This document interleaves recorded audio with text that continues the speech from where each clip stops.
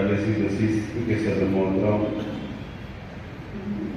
कुरैशी मुख्तार साहब, मंच के तशरीफ फरमा all India Muslim personal law के सेक्रेटरी मौलाना उमैर साहब, मेरे अपने ख़ानदान के मेरे चाचा, मेरे भाई, तमाम ही मेरे ख़ानदान के, हमारे परिवार के तमाम ही जिम्मेदारान और मेरे सामने बैठे हुए तमाम ही हमारे शहर के तमाम ही मोहसिस,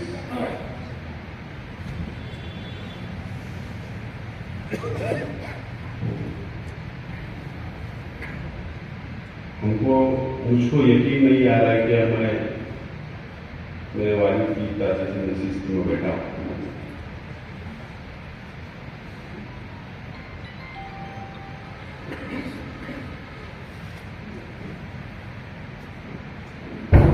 शेख रशीद साहब 4 महीने से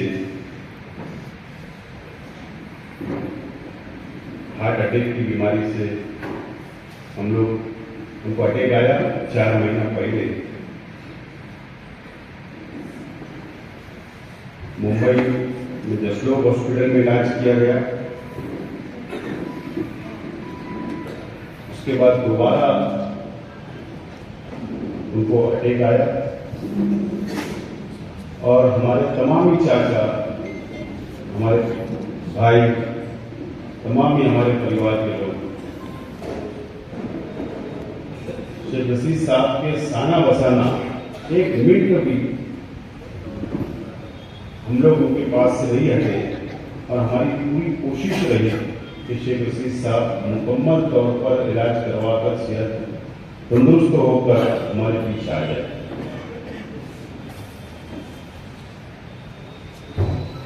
बहरहाल शेख रशीद साहब का इंतकाल हुआ, हमको छोड़कर वो इस दुनिया से चले गए। उसके बाद उनकी कुछ बातें याद आ रही।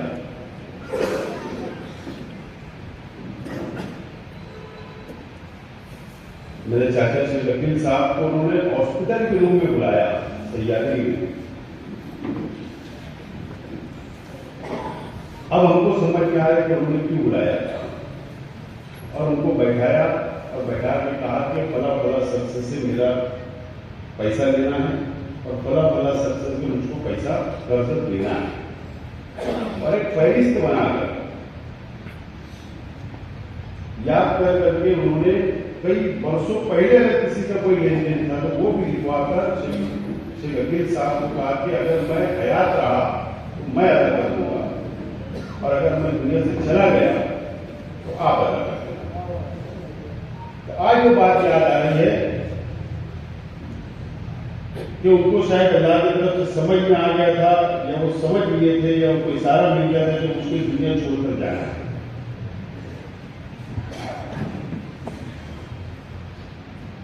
और दूसरी अहम बात कि जो भी शेख रशीद साहब ने जमीन के धंधा कारोबार के अंदर जो रुपया पैसा कमाया, जो प्रॉपर्टी है, शरीयत के मुताबिक बच्चों में तकसीम कर देना, बीवी में तकसीम कर देना, ये भी वसीयत शेख रशीद साहब ने हॉस्पिटल के अंदर रूम के अंदर बैठ की। और जो एक बच्ची गोद ली शेख रशीद साहब ने 2 साल 3 साल पहले, उस वसीयत के अंदर शेख रशीद साहब ने उनका भी हमारे परिवार के साथ वसीयत तकसीम हुई, उसके अंदर बच्ची का भी नाम ऐड किया कि शरीयत के मुताबिक उसको भी हिस्से में दे देना जो भी पाएगा। और हमारे अपने और शादी थी 25 तारीख को और 25 तारीख की शादी थी और शेख रशीद साहब की तबीयत ठीक नहीं थी। पूरे परिवार, हम सब लोगों ने बैठकर उनसे कहा कि हम लोग शादी 1 महीना बढ़ा देते हैं, 1 महीना हम लोग शादी बढ़ा देते हैं, 25 दिसंबर को कर लेंगे। तो शेख रशीद साहब माने नहीं। शेख रशीद साहब को हमारे समझियाने के छोटू मोबाइल साहब और उनकी बीवी को मैंने कहा, हम लोगों ने कहा कि आप जो है आपसे मान जाएंगे, तो उनसे भी नहीं माने। और फिर जलील चाचा, अमित चाचा, तमाम लोग वापस उनसे उनसे मुलाकात की। हमने हॉस्पिटल के अंदर गौरव ठाकरे के वहां के गुजारिश है कि आपकी तबीयत ठीक नहीं है, एक महीना बढ़ा है। तो उनका जुमला ये था कि वो शादी आप कर लेना, शादी में मैं नहीं रहूंगा। अगर आप तारीख बढ़ाते हो तो मैं शादी में नहीं रहूंगा, आप लोग तारीख बढ़ा दो। तो फिर हमने तय किया। लेकिन आज जो तमाम बातें याद आ रही है कि वो ये तमाम चीजें वो तैयारी कर रहे थे कि मुझको जाने की दुनिया को छोड़कर। और एक बहुत ताज्जुब वाली बात, आप लोगों को पता है कि शेख रशीद साहब का पैर ऑपरेशन हुआ था, जब से वो ज्यादा चल नहीं पाते। तो जब भी कब्रिस्तान जाते थे तो गेट के ऊपर बैठ जाते थे, और किसी की भी मैयत पे जाते थे तो खांदा लगाते थे और वहीं पर बैठ जाते थे गेट पर, और वहीं से दुआ कर देते थे। लेकिन 24 तारीख की सुबह, शादी 25 को थी, 23 की रात में सभी हमारे घर के जो बच्चे थे उनसे कहा उन्होंने कि सुबह फजर के बाद मुझको कब्रिस्तान लेकर चलो। तो मुझको फोन आया कि साहब बोल रहे हैं मुझको कब्रिस्तान जाना है। तो मैंने कहा कि साहब को ये बोलिए कि 25 तारीख को निकाह है आयशा में मस्जिद में, तो दोनों काम एक साथ हो जाएगा। तो उन्होंने जिद किया नहीं, मुझको जाना है कल सुबह फजर में। बहरहाल सुबह फजर में गाड़ी तैयार की गई, 5 बजे उठे, बोले मुझको नहलाओ, कपड़ा पहनाया गया और गाड़ी मंगवाकर उनको बैठे गाड़ी में और कब्रिस्तान गए। कब्रिस्तान गेट पे नहीं गए, जहां 4 तारीख को जिस कवर के अंदर उनको उतारा गया, उस जगह के ऊपर शेख रशीद साहब गाड़ी के अंदर गए और वहां पर गाड़ी में बैठकर उन्होंने दुआ की। तो इसका मतलब हमने ये लिया कि वो अपनी जगह देखने गए थे, कब्र मेरी कहां है, उन्होंने पहले से तैयारी कर रहे। बहरहाल हमारे लिए बहुत बड़ा सदमा, दुख और बहुत बड़ा पहाड़ टूट चुका है हमारे परिवार के ऊपर, इसके अंदर कोई दो राय नहीं। 1.5 साल पहले शेख खलील साहब दुनिया छोड़कर चले गए, 1.5 साल बाद शेख रशीद साहब छोड़कर चले गए। मैं सही मानों में आज शहर के तमाम ही शेख रशीद साहब को चाहने वाले हमदर्द वर्कर, जो इस गम की घड़ी के अंदर आप लोग मजबूती के साथ आप लोगों ने हमको तसल्ली दी, हमारे साथ खड़े रहे, मैं आपका शुक्रिया अदा करता हूं। और साथ ही साथ तमाम दीनी तंजीमें, तमाम उलमा, तमाम तालीमी अदारे के जिम्मेदारान, तमाम सियासी पार्टियों के जिम्मेदारान, तमाम बैरूनी शहर के हमारे तमाम शेख रशीद साहब के दोस्त, बैरूनी शहर के हमारे तमाम रिश्तेदार, हमारे बिरादरान वतन हिंदू भाई और बैरूनी शहर के तमाम ही हमारे लीडरान, अलग अलग पार्टियों के लीडरान ने फोन करके तसल्ली दी और आप लोगों ने हमको तसल्ली दी, हमारे साथ खड़े रहे, भारत बनवाई। मैं मेरी तरफ से, मेरे परिवार की तरफ से, हाजी शेख सभी फैमिली की तरफ से आप लोगों का शुक्रिया अदा करता हूं। मौलाना हुसैन साहब ने बात कही कि कोई अदारा कायम करे ताकि उससे गरीबों की मदद हो सके और वो काम सिलसिला चलते रहे। मैं जरूर आपको यकीन दिलाता हूं कि इंशाअल्लाह हमारे परिवार के अंदर मशवरा करने के बाद जरूर हम लोग इंशाअल्लाह उसके ऊपर अमल करने की पूरी कोशिश करेंगे।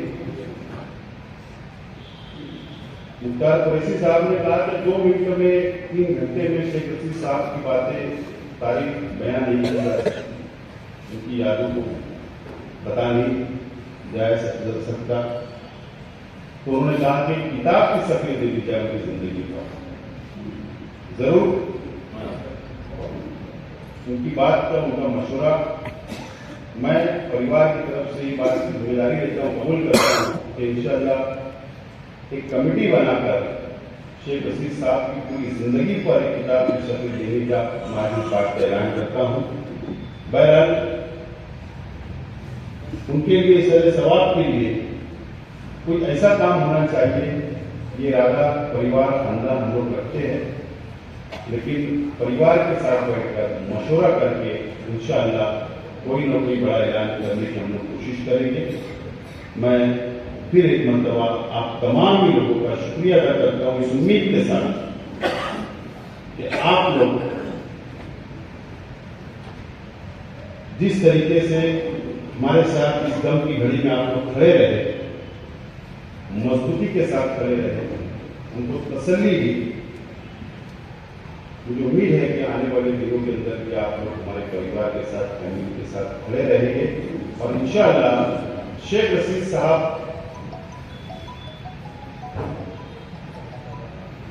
जो आदतें थी, जो गरीबों को लेके चलने की, मिस्किनों को लेके चलने की, और जो आदतें उनसे खुश दिली से जो मिला करते थे, तो शेख रशीद साहब की जो आदतें थी हम वहां तक तो नहीं पहुंच सकते, लेकिन जरूर मैं मेरे परिवार की ओर से उनकी तरफ से मैं इस बात पर यकीन दिलाता हूं कि शेख रशीद साहब जिस तरीके से उनके कामकाज गरीबों के साथ रहे, इंशाअल्लाह जरूर उसके ऊपर 100% हम लोग खरा उतरने की कोशिश करेंगे और उनके नक्श कदम पर, उनके बताए हुए रास्ते पर चलने की कोशिश करेंगे। मैं ज्यादा इस वक्त नहीं बोलना चाहता, लेकिन इंशाअल्लाह वक्त रहा आगे मुलाकात होती रहेगी, बोलेंगे। बहुत बहुत शुक्रिया और आप लोग खुसूसी दुआ में शेख रशीद साहब को याद करें। परिवार की ओर से फिर एक मरतबा आपका बहुत बहुत शुक्रिया। इस ताज़ियती नशिस्त के सदर मोहतरम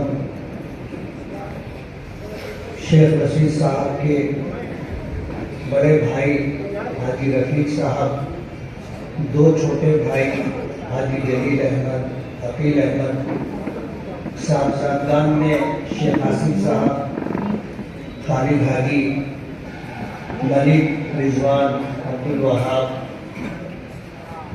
खानदान के सभी अफराद और शेख रशीद साहब की इस ताज़ियती नशिस्त में ताल्लुक़, हमदर्दी और खैरखाही की बुनियाद पर आए हुए सभी हज़रात, नबी करीम सल्लल्लाहु अलैहि वसल्लम का इरशाद मुबारक है, उज़्कुरू महासिन मौताकुम,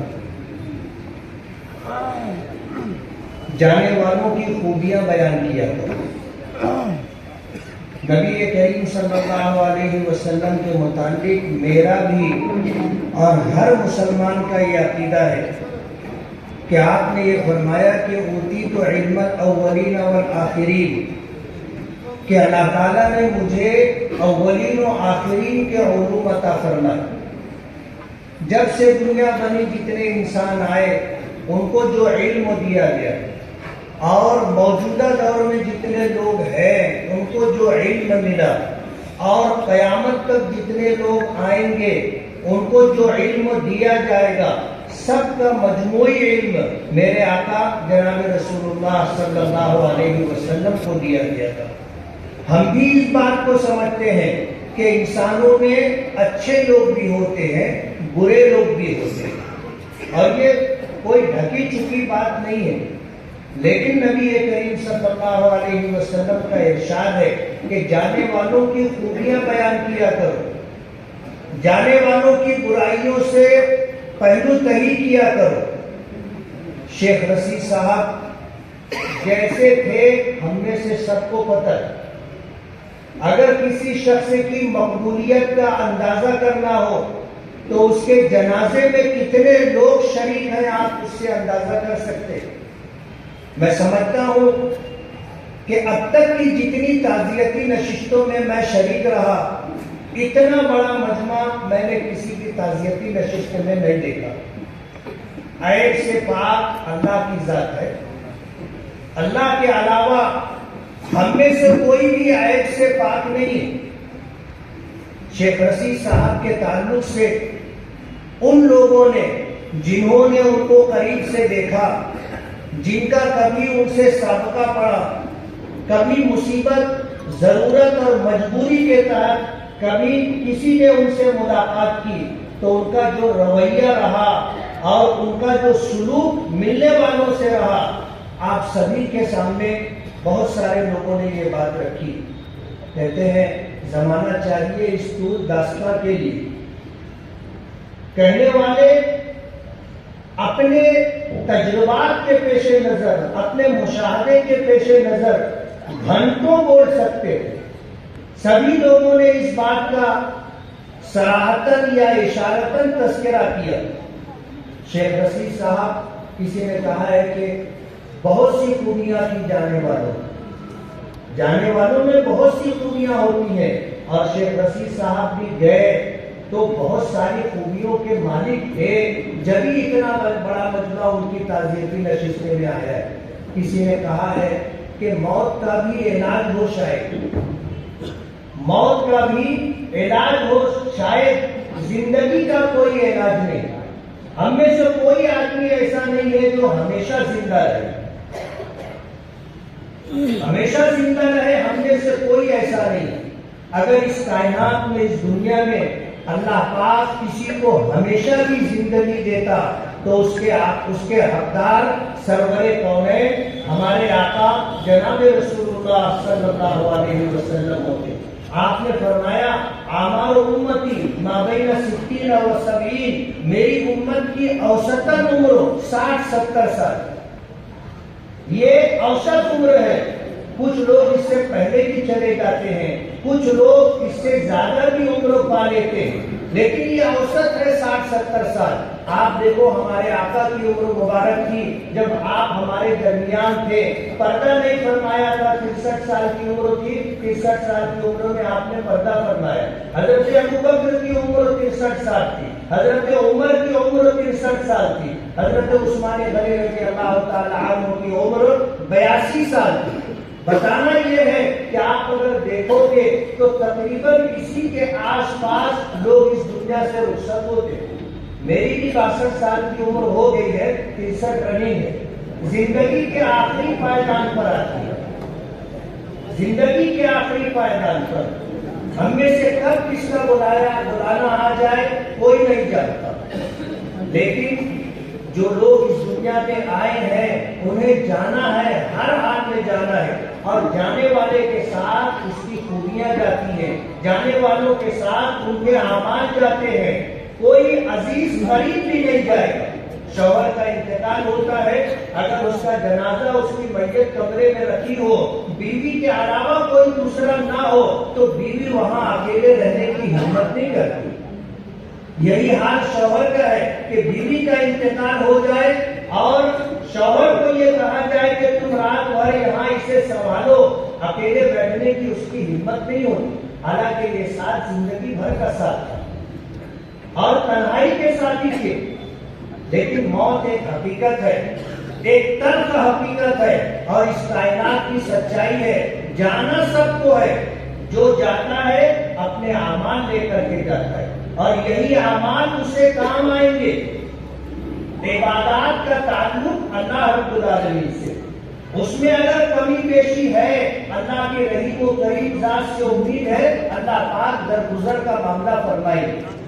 लेकिन खिदमत एक ऐसा अमल है कि हमारे आका ने फरमाया खैरुन नास मन यनफउन नास, तुम में सबसे बेहतर शख्स वो है जो लोगों की नफा रसानी का काम करे। शेख रशीद साहब ने बहुत सी खूबियां दी। यहाँ शायद साबिर टेलर साहब बैठे होंगे, उन्होंने मुझे एक वाकया सुनाया था कि एक गरीब आदमी था, उसकी बेटी की शादी का मसला था। ये उस मजलिस में मौजूद थे, उस शख्स ने आकर के तस्करा किया। शेख रशीद साहब ने 50,000 रुपए मंगवा करके अपने हाथ से उस गरीब शख्स को दिया। ये मामूली बात नहीं है। आज देने के लिए लोग 200-400 रुपये दे करके जान छुड़ाने की कोशिश करते हैं। इतनी बड़ी रकम देना ये उनका मामूल रहा होगा, जब ही उन्होंने दिया। और अगर आदमी का मामूल ना हो तो आदमी इतनी बड़ी रकम नहीं दे सकता। शेख रशीद साहब ने बहुत सी खूबियां की।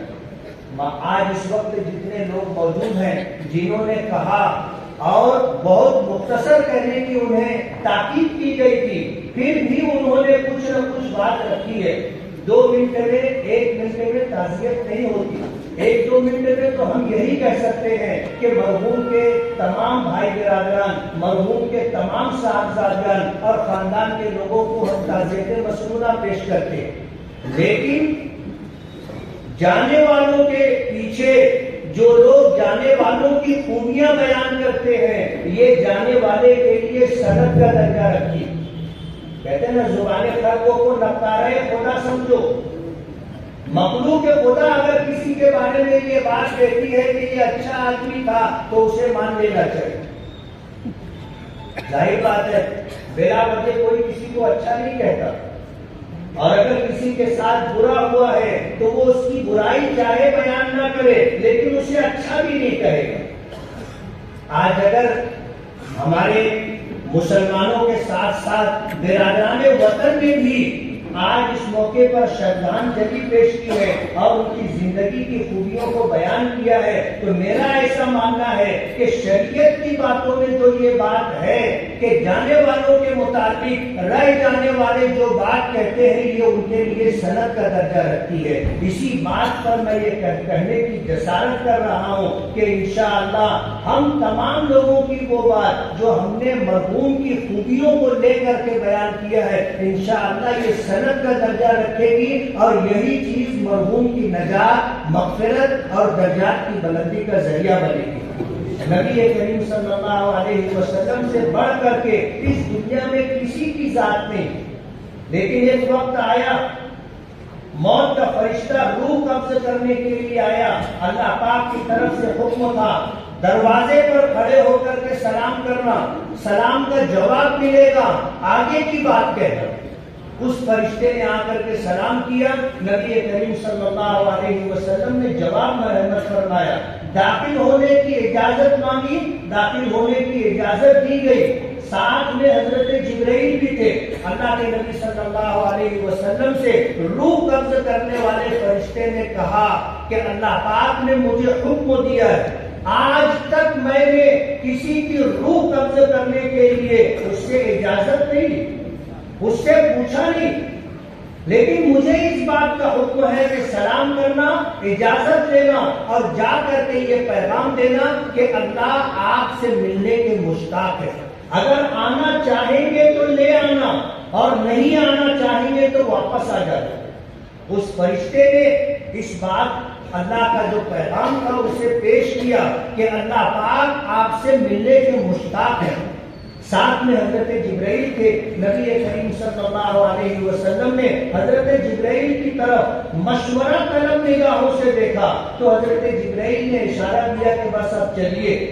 तो अल्लाह के रसूल सल्लल्लाहु अलैहि वसल्लम ने अपना दस्ते मुबारक इस तरह उठाया और फरमाया, अल्लाहुम्मा बिर्रफीकिल आला, अल्लाहुम्मा बिर्रफीकिल आला, अल्लाहुम्मा बिर्रफीकिल आला। जब तीसरी मर्तबा आपकी जुबान मुबारक से निकला अल्लाहुम्मा बिर्रफीकिल आला, रूह कब्ज हो चुकी थी, हाथ नीचे गिर चुका था। हजरत आयशा सिद्दीका रज़ी अल्लाह ताला अन्हा फरमाती हैं कि नबी करीम सल्लल्लाहु अलैहि वसल्लम को मैं अपनी गोद में ली थी। उन्होंने जो हयात बताई कि मैं पीछे बैठी हुई थी और हुजूर मेरे जिस्म के ऊपर, मेरे कांधे पर उनका सरे मुबारक था, इस तरह मैं उनको सहारा दे करके उन्हें बिठाई हुई थी। और इसी हालत में नबी करीम सल्लल्लाहु अलैहि वसल्लम की रूह परवास कर गई। और फिर हजरत आयशा रज़ी अल्लाह ताला अन्हा ने फरमाया कि जब आपने तीसरी मर्तबा अल्लाहुम्मा बिर्रफीकिल आला कहा, तो मैंने महसूस किया कि अब हमारे आका हमारे दरमियान नहीं। अहले मदीना का तामुल मैं बताकर अपनी बात खत्म करूंगा कि अहले मदीना का तामुल है कि जब किसी बड़े शख्स का इंतकाल होता है तो नबी करीम सल्लल्लाहु अलैहि वसल्लम के जिंदगी के इन आखिरी अय्याम को, इस आखिरी हालत को जिक्र करते हैं, और लोगों की तसल्ली के लिए इससे बड़ी बात नहीं हो सकती। लोगों की तसल्ली के लिए इससे बड़ी बात नहीं हो सकती कि जब अल्लाह के रसूल के सदक़े में ये पूरी कायनात पैदा की गई, और जब वक्त आया 63 साल की उम्र मुकम्मल करके आप भी अल्लाहुम्मा बिर्रफीकिल आला कहते हुए अल्लाह की जवारे रहमत में चले गए। जब आप नहीं रहे तो हम में से कौन रहेगा? अगर दुनिया में किसी की मौत नहीं होती, और फिर किसी का इंतकाल हो जाता तो सदमे में लोग मर जाते। लेकिन ये हर एक का मसला है। हम में से कोई ऐसा नहीं होगा कि उसके घर में किसी का इंतकाल ना हो।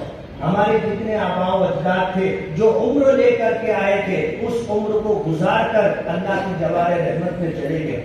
शेख रशीद साहब को अल्लाह ने जो उम्र अता की थी उसे गुजार करके अल्लाह की जवारे रहमत में चले गए। मैं अपनी तरफ से अहलियान शहर की तरफ से शेख रशीद साहब के खानवादे, शेख शफी साहब के खानवादे, उनकी खिदमत में ताज़ियत मसनूना पेश करता हूँ। दुआ करता हूँ कि अल्लाह ताला मरहूम की बाल बाल मग़फ़िरत फरमाए, दर्जात को बुलंद फरमाए, उनकी जिंदगी की सारी नेकियों को अल्लाह शर्फ कबूलियत अता फरमाए। जाने अनजाने में जो कोताहियां हो गई हो अल्लाह ताला दरगुजर का मामला फरमाए और खानदान के सभी छोटे बड़े अफराद को अल्लाह ताला सब्र जमील अता फरमाए। व आखिरु दावाना अल्हम्दुलिल्लाहि रब्बिल आलमीन।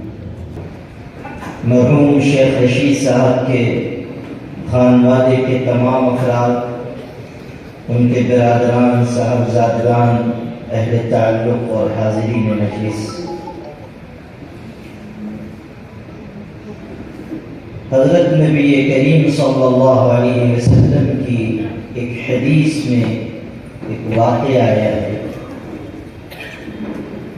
ये इरशाद है कि जब जन्नत वाले जन्नत में चले जाएंगे और जहन्नम वाले जहन्नम में चले जाएंगे तो किसी वक्त एक जन्नती जहन्नम वालों को झांक कर देखेगा तो उनमें से एक जहन्नमी उस जन्नती इंसान से ये कहेगा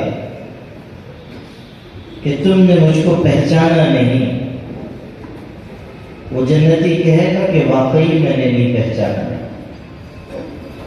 तो वो जहन्नमी इंसान कहेगा, याद करो दुनिया में एक मर्तबा तुम प्यासे थे, मैंने तुमको पानी पिलाया था, तुम्हारी प्यास बुझाई थी, तुम्हारे साथ अच्छा सलूक किया था। उस जन्नती को याद आएगा और वो अल्लाह की बारगाह में सिफारिश करेगा कि अल्लाह, इस शख्स ने दुनिया में मेरे साथ अच्छा बर्ताव किया था। अल्लाह ताला इस सिफारिश की वजह से उस जहन्नमी को जहन्नम से निकाल कर जन्नत में दाखिल फरमाएगा। मेरे भाइयों, ये वाक़या मैंने इसलिए सुनाया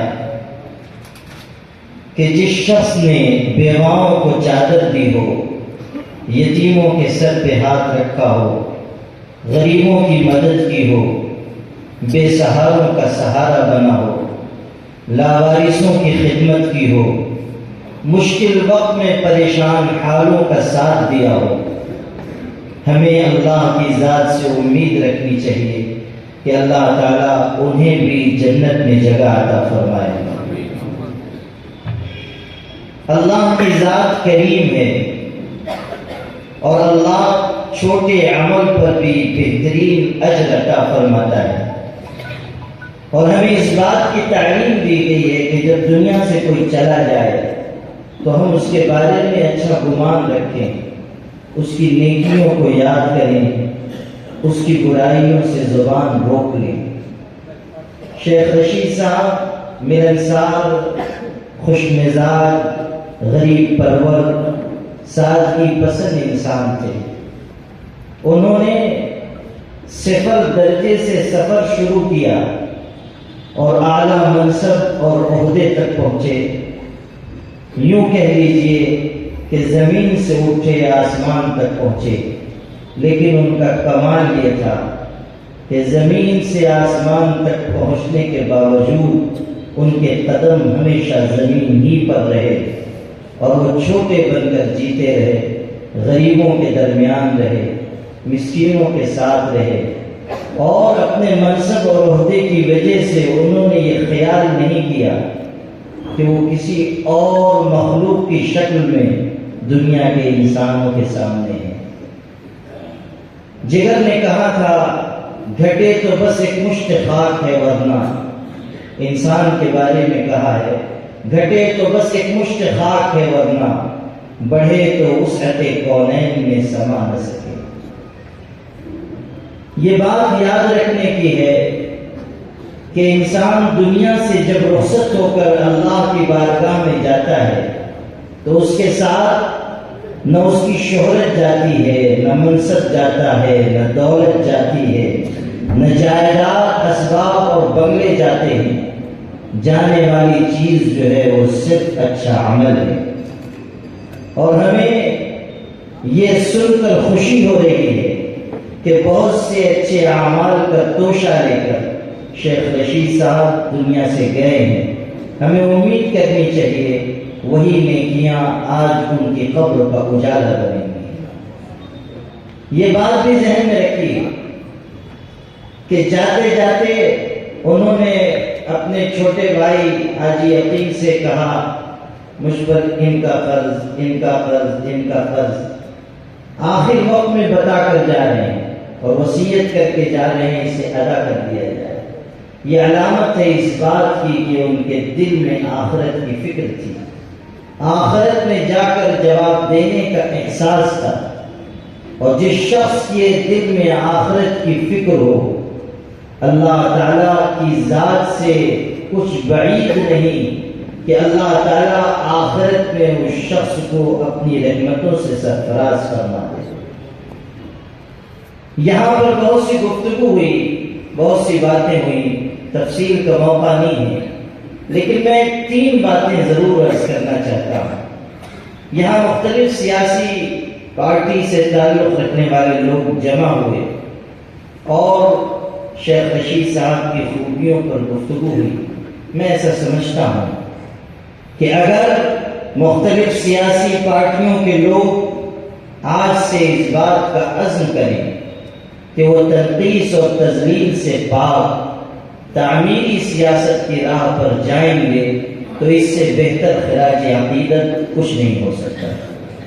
दूसरी बात, हमारे बरादरान वतन शरीक हुए, बहुत अच्छी बात है। काश हमारे बरादरान वतन भी और खुद मुसलमान भी अपने दिलों को उस तरह कुशादा रख सकें जिस तरह शेख रशीद साहब ने दिल को कुशादा रखा कि चाहे कोई हिंदू हो या मुसलमान, हम इंसानियत की बुनियाद पर उसे साथ लेकर चलें और इस हकीकत को समझें कि ये मुल्क उसी वक्त तरक्की कर सकता है जब इस मुल्क में नफरत के बजाय मोहब्बत की आबियारी की जाए। तीसरी बात, यहाँ बार बार जिक्र आया शेख रशीद साहब की गरीब परवरी का, उनकी खिदमत खल्क का। कुछ वाक़यात भी यहाँ बयान हुए और बहुत से वाक़यात ऐसे हैं जो लोगों के दिलों में हैं। कितनी अच्छी बात हो अगर ये किया जाए कि उनके खानवादे के लोग, उनसे मोहब्बत करने वाले लोग, उनसे ताल्लुक़ रखने वाले लोग, अगर उनके नाम से कोई ऐसा बड़ा रिफाही इदारा कायम करें कि जिसके ज़रिए लोगों की खिदमत भी होती रहे, उनका नाम भी जिंदा रहे, और जिस खिदमत के रास्ते पर चलकर वो दुनिया से गए, बाद वाले भी उसी खिदमत को अपना कर अल्लाह की बारगाह में सुखरूई हासिल कर सके।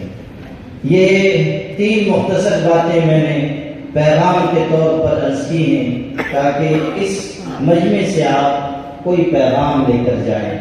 आखिरी बात जो उनके अहले खाना से मुझे अर्ज करनी है, यकीनन आप पर यह गम का वक्त आया है, सदमे की घड़ी है। शहर अगर एक मिलनसार, खुशमिजाज, गरीब परवर, बाअखलाक और तजर्बाकार सियासतदान से महरूम हुआ है, तो आप अपने सरपरस्त से, अपने वालिद से, अपने भाई से, अपने चचा से महरूम हुए। यह आपका खानदानी नुकसान है और यकीनन आप लोगों के दिल रंजीदा हैं। नबी करीम सल्लल्लाहु अलैहि वसल्लम ऐसे मौके पर तसल्ली देते हुए कहते थे, इन्ना लिल्लाहि मा अखज़ व लहू मा अता। जो अल्लाह ने लिया वो अल्लाह की अमानत थी, जो हमारे पास है वो भी अल्लाह का दिया हुआ है। फलतस्बिर वलतहतसिब। हर चीज के लिए एक वक्त मुकर्रर है, हर जानदार की मौत का वक्त तय है, उसी वक्त इंसान को दुनिया से चले जाना है। इसलिए आप सब्र करें, अल्लाह से अज्र की उम्मीद रखें। अहले खाना की जिम्मेदारी है वो मरहूम के लिए दुआ, इस्तिग़फ़ार और इसाल सवाब का एहतमाम करें। हज़रत नबी करीम सल्लल्लाहु अलैहि वसल्लम से पूछा गया, माँ बाप के रुखसत होने के बाद उनके साथ हुस्न सलूक का क्या तरीक़ा है? आपने फरमाया 4 बातें हैं, 4 चीज़ें हैं।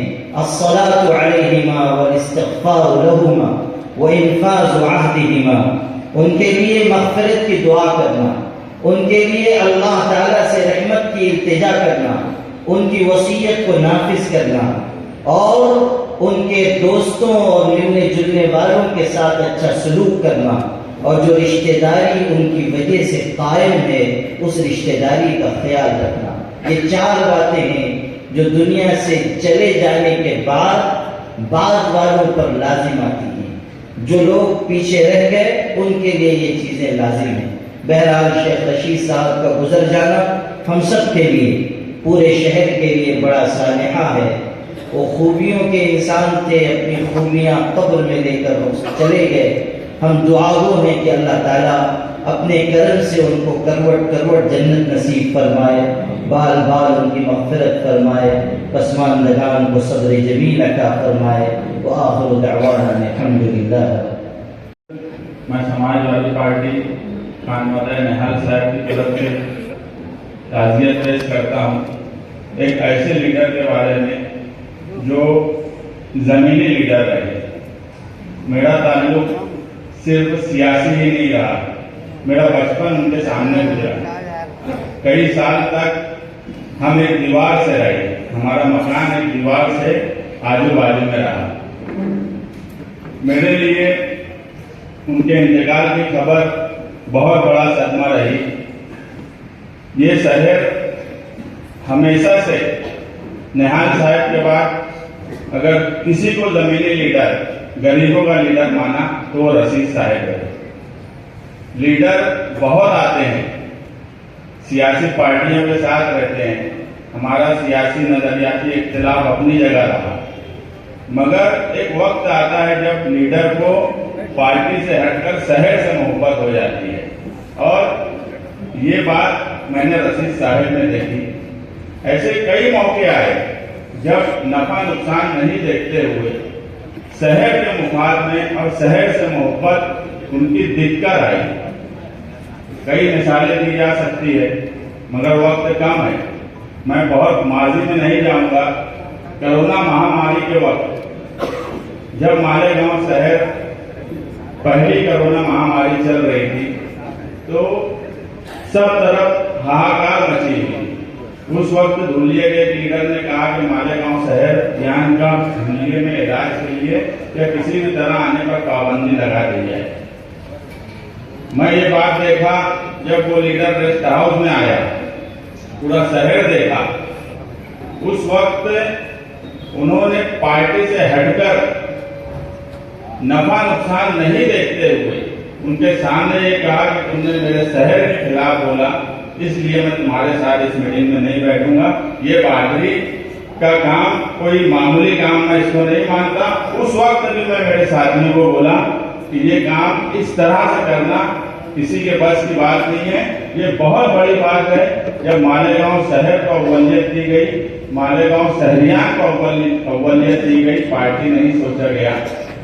मालेगांव शहर में हमारे जैसे सियासी समाजी काम काज करने जो हम सीख रहे हैं उनके लिए एक सरपरस्त चले गए।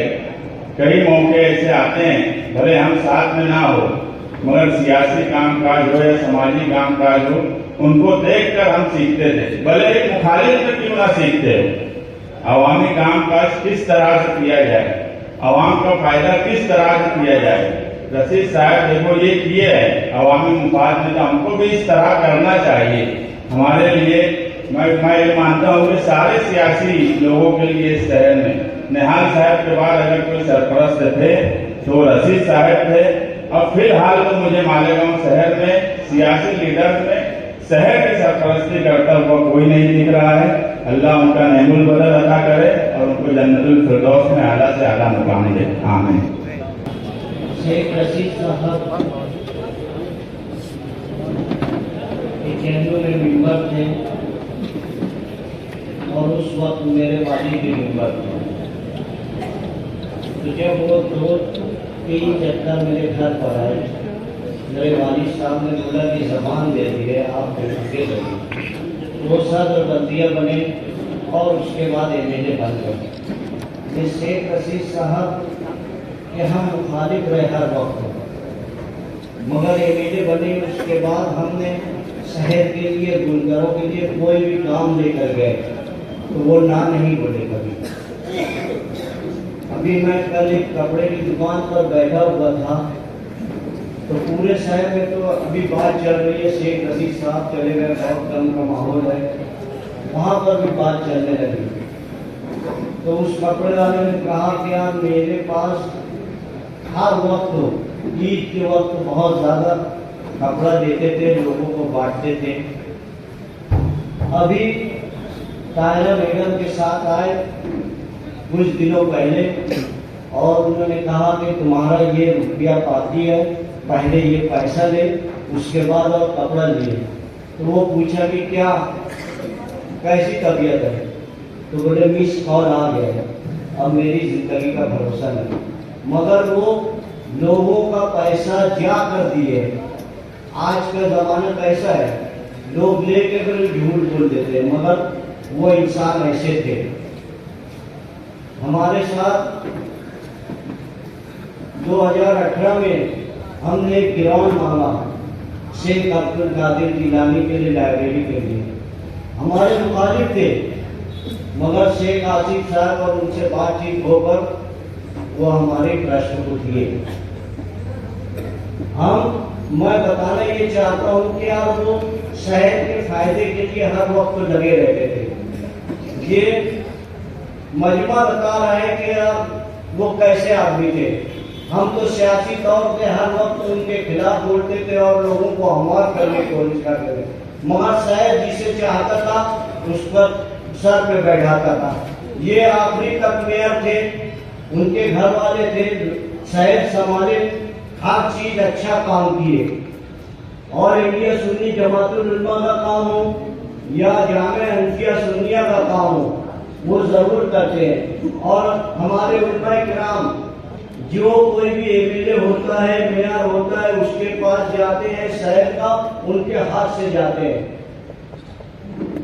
और तालुका मालिक और संघर्ष समिति की जानिब से जब कभी भी इस शहर में कोई तहरीक चली बुनकरों की, तो वो मुखालफत नहीं किए, क्योंकि वो मजदूर लीडर थे। उसके बाद भी ये देखे कि आगे शहर के फायदे के लिए, इसलिए वो मुखालफत नहीं करते थे। कुछ न कुछ मजदूरों का फायदा होगा, इनडायरेक्टली शहर का फायदा होगा, ऐसे लीडर वो थे। आज हमारे दरमियान नहीं है, बहुत अफसोस की बात है। मैं ऑल इंडिया सुन्नी जमातुल उलमा तालुका मालिक और संघर्ष समिति, मुश्तरका सुन्नी तंजीम और जिन तंजीमों का मैं जिम्मेदार हूँ, उन लोगों की तरफ से खिराज अकीदत पेश करता हूँ और अल्लाह से दुआ करता हूँ कि उन्हें बार बार मग़फ़िरत फरमाए, जन्नतुल फिरदौस में आला से आला मुकाम अता फरमाए। अस्सलाम वालेकुम। एक ऐसा इंसान हमसे दूर चला गया है जिन्होंने मालेगांव को इंसानियत जो है सभी मालेगांव को दी है। आपने सुना सभी से जो है कैसे वो स्किलर थे, सभी जनों को जो है एक साथ मिला के जो है। भाई आपसे गुफ्तगू थोड़ा सा बंद कर दे प्लीज, आगे आना बंद कर दें। बताए मुझे कि शेख रशीद साहब के लिए जो है आपका प्यार जो है यहाँ पे दिख रहा है। जैसे जैसे वो वक्त गुजरता जा रहा है उतने उतने लोग जो है इसमें जुड़े जा रहे हैं, क्योंकि सबको जो है आपने अपने तरफ से जो है उनको दुआ देना चाहते हैं। मैं ज़्यादा वक्त नहीं लूँगा, पर एक ही कहता हूँ कि ऐसा इंसान हमसे दूर हो गया है जिन्होंने मालेगांव को जो है इंसानियत का जो है रास्ता सिखाया। एक साथ जो है सबको मिला के जो है कदम से कदम चलना सिखाया।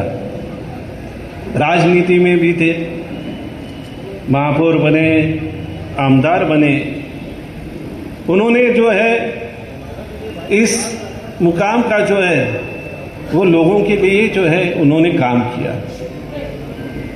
कैसे गरीब जनता की वो सेवा करें, उनको एक अच्छा जीवन दे सके, उसके लिए उन्होंने हर वक्त जो है उन्होंने परिश्रम किया। मुझे याद है आपने अभी जो मालेगांव को जोड़ता है गिरना नदी का पुल जो है, आप अभी वहाँ से जो है सफ़र करते रहते हैं, पर आपको ये बताना चाहता हूँ कि ये पहला लेटर भुजबल साहब को जो है कि वो पुल बांधा जाए, वो शेख रशीद साहब ने जो है पहला लेटर जो है भुजबल साहब को दिया था। उन्होंने भुजबल साहब को कहा कि देखो एक ही पुल था, बराबर नहीं था, इतनी जो है वहाँ पे ट्रैफिक होती थी। तो उन्होंने कहा कि कैसे भी करके जो है ये पुल जो है बांधा जाए, ताकि जो है जनता को जो है वहाँ से आने जाने की जो तकलीफ हो रही है वो दूर हो जाए। भुजबल साहब ने तभी उनको बोल दिया कि हम जो है पहला जो है ये पुल जो है हम करेंगे।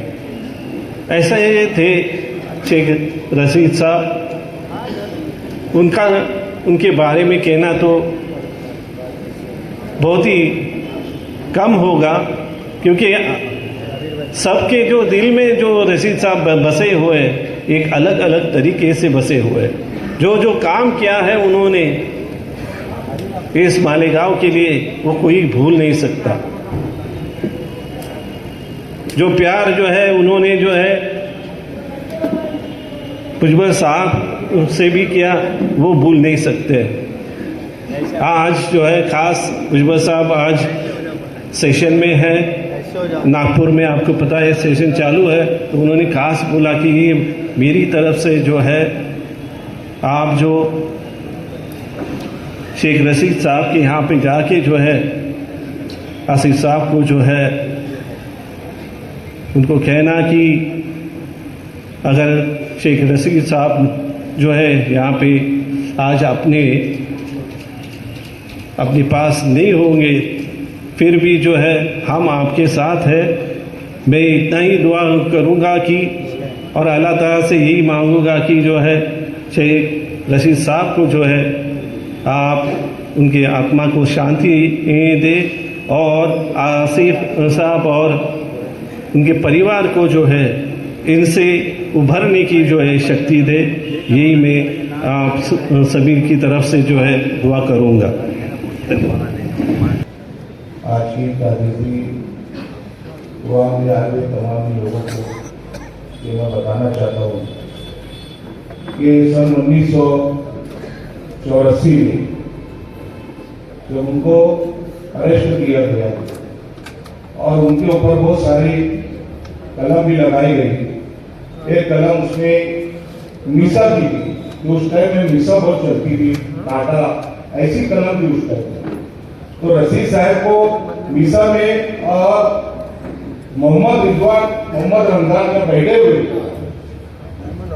ये लोग जेल में थे, और ये जब वहां से छूट कर आए तो सियासत में उनको आते हुए अल्हम्दुलिल्लाह मैंने देखा। और 85 में, सन 1985 में इलेक्शन उन्होंने लड़ा, सामने रिजवान भाई थे उनके, मोहम्मद रिजवान, मोहम्मद रमजान, और वो कामयाबी हासिल हुई।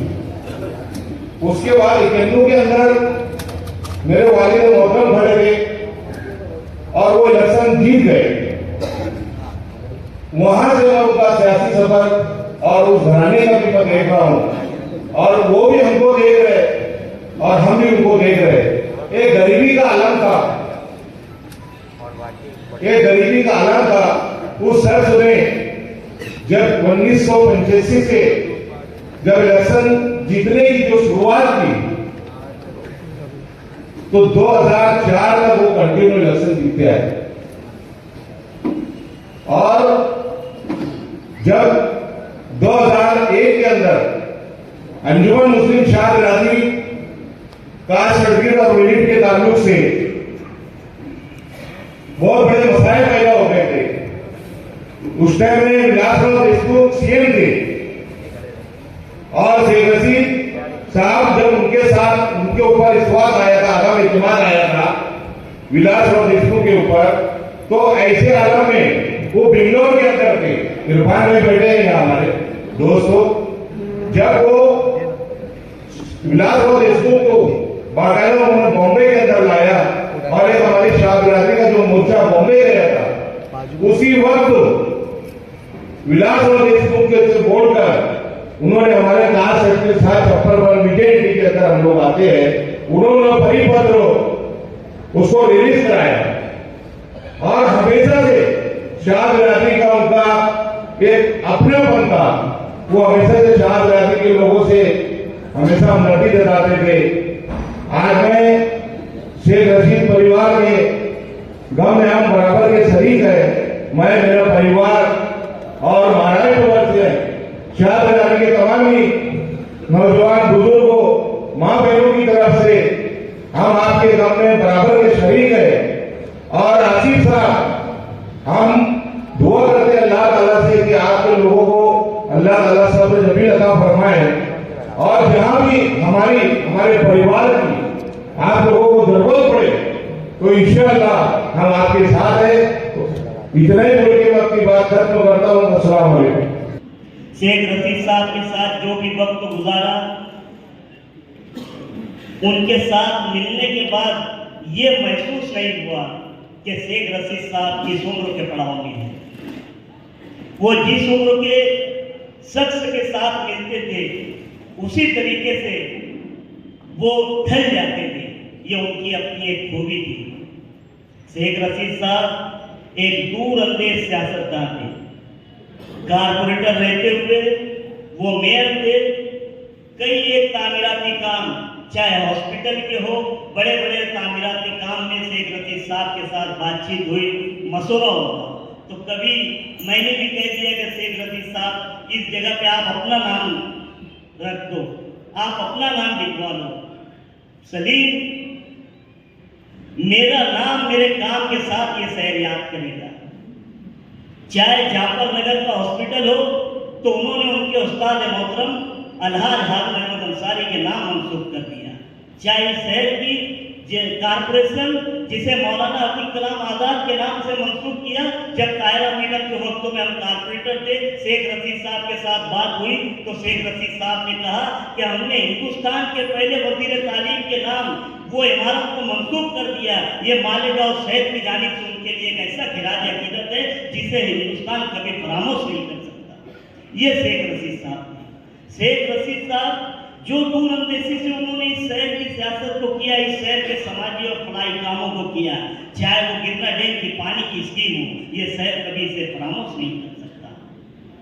मैं मेरी जानिब से, मेरे अहले खाना की जानिब से और अहलिया के शहर की जानिब से अहले खाना को ताज़ियती मसनूना पेश करता हूँ और शेख रशीद साहब के साथ ये शेर नज़र करता हूँ कि कौन कहता है कि मौत आने से वो मर जाएगा, कौन कहता है कि मौत आने से वो मर जाएगा, वो तो दरिया है, समुद्र में उतर जाएगा। वो अपनी शनाख्त किसी न किसी काम से अपनी शनाख्त को कायम रखेगा। ये वो शख्सियत है।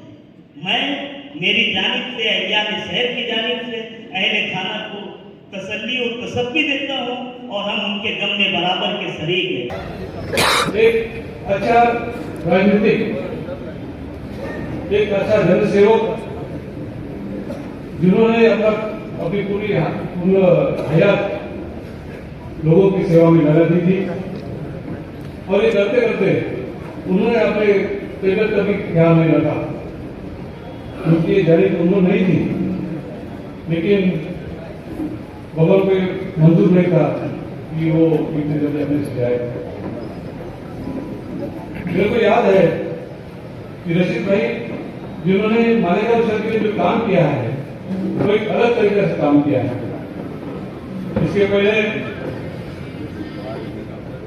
स्वर्गीय शबीर अहमद साहब ने, पूर्णाचार्य साहब ने, मियां नवाज साहब ने, वेंकटा साहब ने, डॉक्टर वेदांत साहब ने, इन्होंने अपने अपने तरीके से अपने कालखंड में मालेगांव शहर के लिए काम किया। लेकिन नसीर साहब का कालखंड में काम करता वो अलग था, उनकी काम की स्टाइल भी अलग थी। और इस कालखंड में उन्होंने हिंदू मुस्लिम एकता को प्राधान्य दिया, सभी समाज को उन्होंने जोड़ने की कोशिश की और वो आज तक उन्होंने काम किया। उन्होंने दिए वो जो शिकवन है, जो अपने को एहसास उन्होंने दिया है, वो हमेशा बरकरार रहने की जिम्मेदारी अभी युवा नेता आसिफ भाई के ऊपर है। नसीर साहब के दिमाग की तारीफ करनी चाहिए। उनका दिमाग एक कंप्यूटर दिमाग था, तो वो कभी भी मोबाइल नंबर कभी सेव नहीं करते थे। मोबाइल नंबर देख के बता सकते थे कि किसका फोन आ रहा है। एक शार्प पॉलिटिशियन थे वो, ऐसा पॉलिटिशियन कभी होगा नहीं। आज मालेगांव शहर में अपने सुपुत्र खोया है। आज मालेगांव शहर के सिर्फ जनता के दुख में महाराष्ट्र प्रदेश कांग्रेस कमेटी के अध्यक्ष नाना साहेब पटोले, माजी महसूल मंत्री आमदार बाळासाहेब थोरात जी और इंडियन मेडिकल एसोसिएशन मालेगांव, मरण अध्यापक समाज नासिक और हमारे मालेगांव तालुका कांग्रेस कमेटी और सेवाली परिवार से मैं उनको भावपूर्ण श्रद्धांजलि अर्पण करता हूँ। परमेश्वर उनको सही स्थान पे सही जगह और सही सलामत रखे, ऐसी दुआ करता हूँ। और मेरा वक्त जो है मैं बहुत सारे मेहमानान हैं, मैं उनको देना चाहता हूँ। बस अल्लाह ताला से इतनी दुआ करता हूँ कि अल्लाह मेरे भाई की मग़फ़िरत फरमा और उनके तमाम परिवार, हमारे परिवार को अल्लाह ताला सुखी रखे। सलाम अलैकुम। राम रहीम का, अल्लाह ताला का, भगवान का नाम लेके मेरे श्रद्धांजलि के दो शब्द यहाँ पे रखता हूँ। मैं हमेशा मराठी में बात करता हूँ, ईरानी में बात करता हूँ। ये श्रद्धांजलि के शब्द रखते हुए कोई मराठी लफ्ज आ जाए तो मेरे प्यारे दोस्त मार्गदर्शक आदरणीय रशीद साहब के चरणों में पहली बार सुपुर्द करता हूँ। आज यहाँ पे अपने मालेगांव की जाने माने हस्ती, सभी जाति धर्मों के नेक और पाक लीडर के वास्ते एक शोक सभा यहाँ पे संपन्न हो रही है।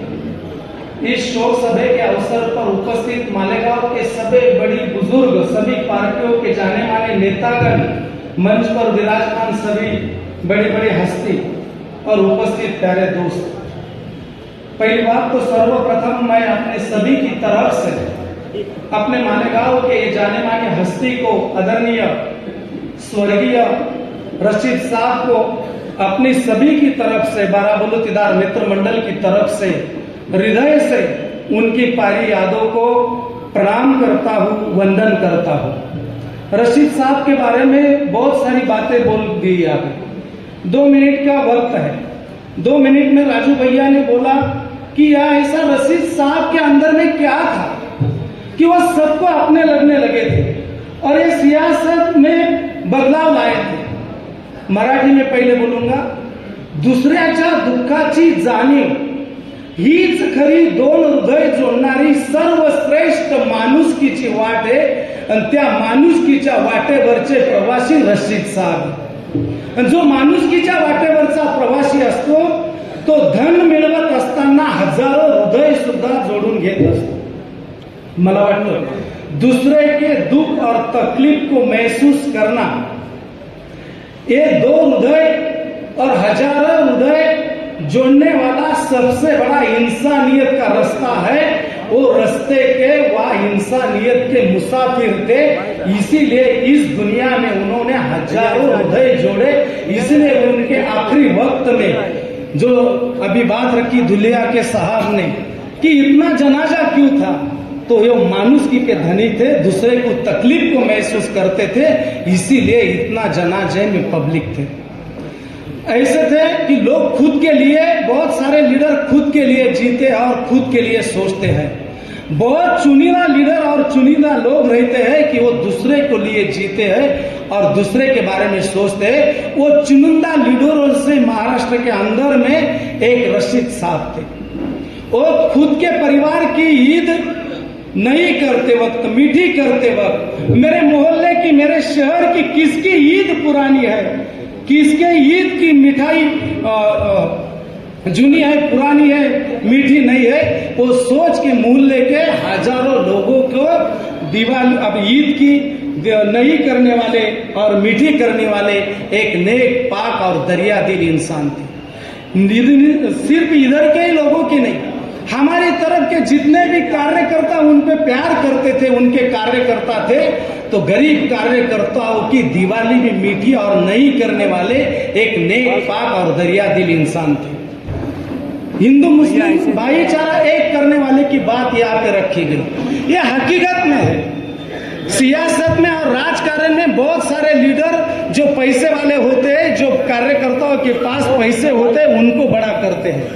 रशीद साहब ऐसी एक हस्ती थी, ऐसे एक राजकारणी लीडर थे, वो पैसे वाले को तो टिकट दे के बड़ा करते ही थे, लेकिन उनके लिए जी जान से काम करने वाले, योगदान देने वाले जो बड़े कार्यकर्ता थे, वो पैसे वालों से ऐसा समीट लड़ा करते थे कि जो गरीब घर का जो कार्यकर्ता था उसको भी टिकट दिला के कारपोरेटर करते थे, इधर के भी और उधर के भी। इसमें यहाँ बैठे हुए विठल बर्वे है, झोपड़ी में का कार्यकर्ता है, उसको कारपोरेटर बना के कहा कि क्या कर दिया, उसके पैरों पे खड़ा कर दिया।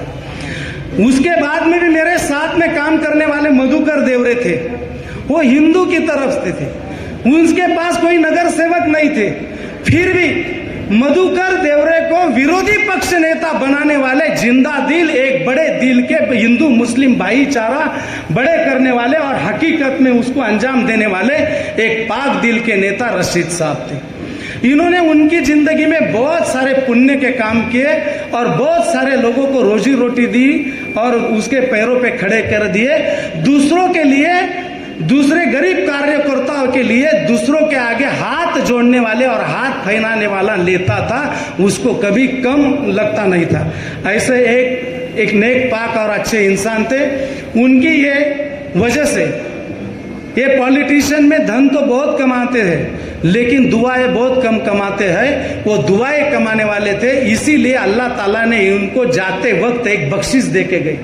भैया, जब रशीद साहब यहाँ से चल बसे यह दुनिया से 20 मिनट या 30 मिनट हुए, यहाँ से एक बंदा काबे में था, मक्का में। उन्होंने काबे की तरफ मुंह करके, काबे की तरफ, मेरे मालेगांव शहर की एक जाने मानी, पाक और सबके लेके चलने वाला एक इंसान चल बसा है। वो भी इंसान है, उसकी तरफ से कुछ गलतियां हो गई हो तो माफ करना अल्लाह, उनको जन्नत महसूस करना, उनको जन्नत नसीब करना। ये दुआएं आधे घंटे के अंदर काबे के या मक्का में पड़ी गई, बोली गई। ये इनके पवित्र काम के और जो दुआएं उन्होंने इकट्ठा की, उनकी अल्लाह ताला ने बख्शिश दी। ऐसे नेक और पाक इंसान थे, उनके बारे में बोलना और 2 मिनट में इतनी छोटी बात नहीं। मैं मेरे मालेगांव के सभी जाति धर्मियों की तरफ से, 12 बलूतीदार मित्र मंडल की तरफ से उनको, उनकी आत्मा को सुख शांति मिले, सदगति प्राप्त हो, उनको जन्नत नसीब हो, यही प्रार्थना सभी जाति धर्मों की तरफ से और 12 बलूतीदार मित्र मंडल की तरफ से, मेरे बचाव परिवार की तरफ से करता हूँ और मेरे श्रद्धांजलि के भाषण को पूर्ण विराम देता हूँ। ओम शांति, ओम शांति, ओम शांति।